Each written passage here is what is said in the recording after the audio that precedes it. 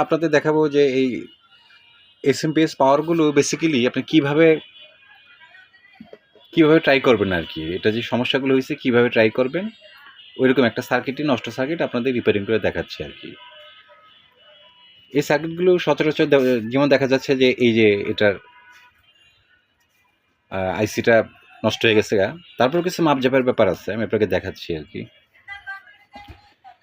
এই যে যেমন ব্রিজ রেক্টিফায়ারটা দেখেন, ব্রিজ রেক্টিফায়ারটা শর্ট দেখাইতেছে।